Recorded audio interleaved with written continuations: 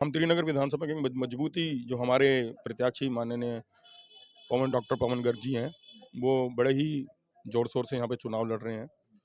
एक बहुजन मूवमेंट की विचारधारा के साथ यहाँ पर उनके द्वारा चुनाव लड़ा जा रहा है। और बहुजन समाज यहाँ का जो त्रिनगर विधानसभा का जो बहुजन समाज है वो उस बात को भली भांति समझ रहा है। और अब की बार जो त्रिनगर विधानसभा के अंदर आपको जरूरी परिणाम कुछ अलग ही नजर आएंगे।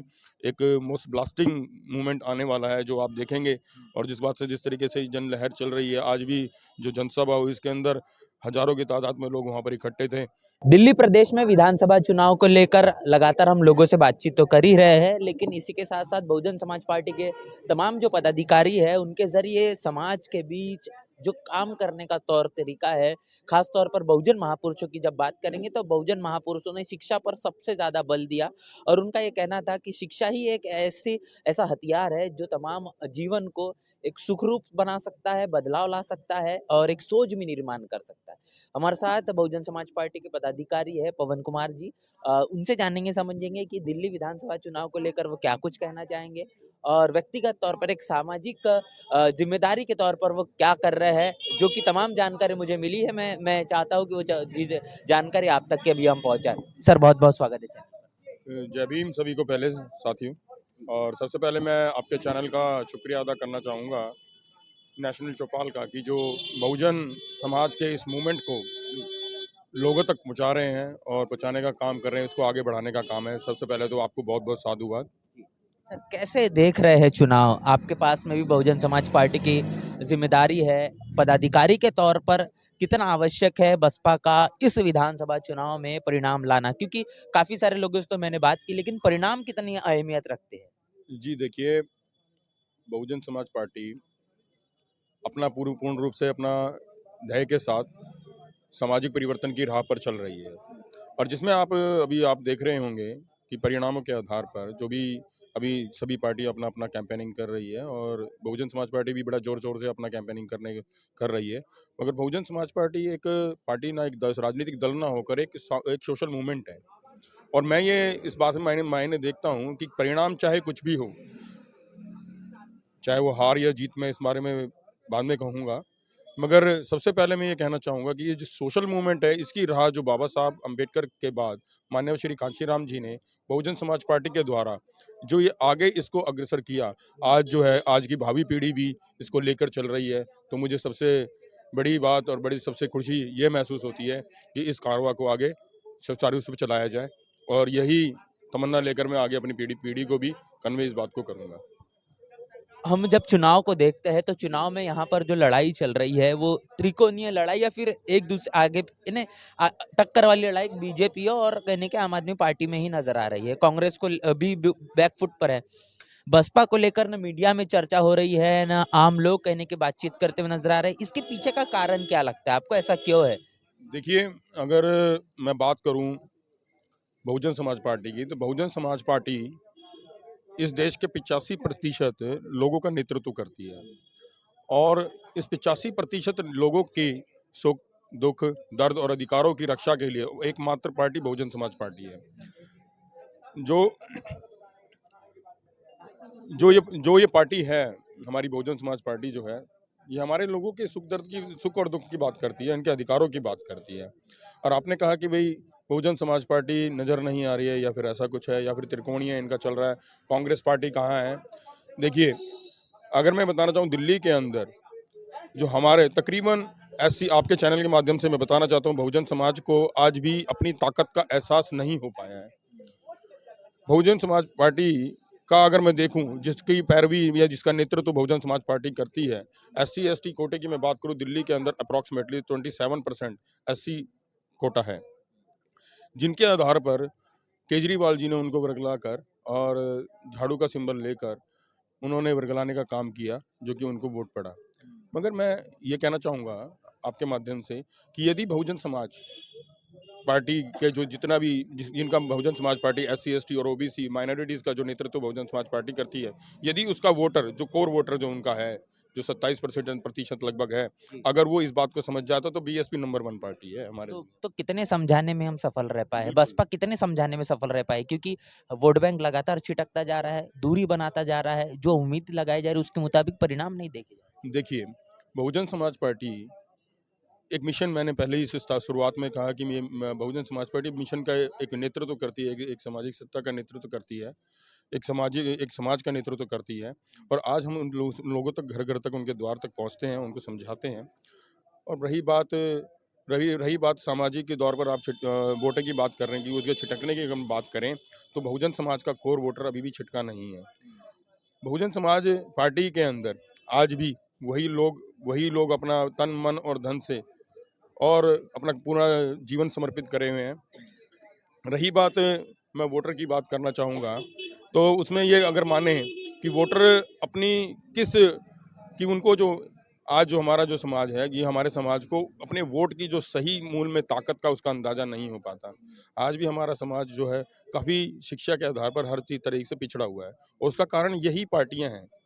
जो राजनीतिक पार्टी, चाहे वो कांग्रेस हो, चाहे वो बीजेपी हो, और अब जो एक खामखा पार्टी जो आ गई है, आम आदमी पार्टी, चाहे ये हमारे लोगों के मूल जो उनकी जो दुविधाएं हैं, उनको दूर करने का काम इन्होंने नहीं किया। उन्होंने झूठा लुभावना वादा देकर उनके वोट लेने का काम किया।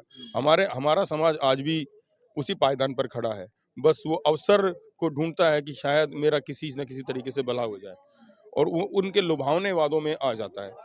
मैं अपने समाज के लोगों को, मैं अपने आपके चैनल के माध्यम से बताना चाहता हूँ कि यदि आपको अपने आप को सशक्त बनाना है, यदि आपको अपने आप को मजबूत आधार पर लेकर आना है, तो आपको शिक्षा की तरफ अपना, शिक्षा के जैसे वो बाबा साहब का जो नारा बाबा साहब ने दिया था कि शिक्षित बनिए, संगठित रहिए और संघर्ष कीजिए, इस नारे को अपनाना होगा और इसको अमल में लाना होगा। ये जो भी राजनीतिक पार्टियां हैं, चाहे वो भाजपा हो, चाहे वो कांग्रेस हो, चाहे वो आम आदमी पार्टी हो, सिर्फ और सिर्फ अपने फायदे के लिए आपका वोट लेकर अपना घर भरने का काम कर रही हैं, आप तक कुछ पहुंचा नहीं रही हैं। रही बात, तो 2100 रुपये लालच वो दे रहे हैं, कोई 2500 की बात कर रहा है, वो शिक्षा या रोजगार की बात नहीं करते। मैं बताना चाहूँगा, अभी पीछे उत्तर प्रदेश के अंदर आरओ की भर्ती को लेकर और यूपी पीसीएस की भर्ती को लेकर छात्रों ने जन आंदोलन करा। उनके साथ भर्ती 1.5 साल तक रुकी गई। भर्ती के साथ यही इस तरीके से हर इनकी सरकारों के अंदर हर भर्तियों के साथ, एक तो ये भर्ती निकालते नहीं हैं, अगर भर्ती निकालते हैं तो उनके साथ ये इस तरीके से दुर्व्यवहार छात्रों के साथ किया जाता है। एक गरीब का बच्चा जो झुग्गी झोपड़ी में रहता है, वो किसी धन्ना सेठ का बच्चा नहीं है, उसके पीछे कोई हैवी बैकग्राउंड नहीं है जिससे वो अपना कोई बिजनेस खड़ा कर सके। उसके पास एकमात्र बाबा साहब के कहने पर, जो एक बाबा साहब ने इस कथन को कहा है कि उनके पास शिक्षा ही एकमात्र हथियार है। वो शिक्षा पाकर उन अपने आप को मजबूत करते हैं और ये सोचते हैं कि मैं अपने आप को आर्थिक और सामाजिक और राजनीतिक रूप से मजबूत करूंगा। तो कहीं ना कहीं आप ये सोच सकते हैं कि जिन छात्रों के साथ जब इस तरीके से व्यवहार हो रहा है, महिलाओं को और बुजुर्गों को उनकी पेंशन या किसी चीज़ के लालच के कारण वो अपना वोट लेकर उनसे वोट ले लेते हैं, और कहीं ना कहीं वो उनके जो मूल अधिकार है, जो शिक्षा का अधिकार है, राजनीतिक अधिकार है, सामाजिक अधिकार पर वो प्रहार करते हैं और उनको उन्हीं स्थिति पर रहने पर मजबूर कर देते हैं। जी, जी। तो सर बात जब पूरे का पूरा राजनीतिक माहौल तो चल रहा है, लेकिन एक बात है, बाबा साहब ने अपने जीवन में कहा था कि पे बैक टू सोसाइटी करना बहुत ज़्यादा आवश्यक है। आप अपने व्यक्तिगत जीवन में जो चर्चा भी करी है, तो क्या पे बैक टू सोसाइटी आपके मद्देनज़र, आपके माध्यम से हो? देखिए, मैं त्रिनगर विधानसभा शकूरपुर में रहता हूँ, और यहाँ से बहुजन समाज पार्टी का एक पदाधिकारी हूँ यहाँ से। और यहाँ पे उसके साथ साथ हम एक सामाजिक मूवमेंट भी चलाते हैं यहाँ पर, AWS society, doctor BR Ambedkar welfare society भी चलाते हैं। उसके साथ साथ हम यहाँ पर, मैं अपने निजी से जय भीम इंस्टीट्यूट के नाम से एक इंस्टीट्यूट चला रहा हूँ, जिसके अंदर मैंने काफ़ी बच्चों को फ्री ऑफ कॉस्ट पढ़ाया है, और जिनके अंदर अभी तक जो मेरे पास से तकरीबन 22 बच्चे आज शिक्षित होकर अधिकारी बने हैं।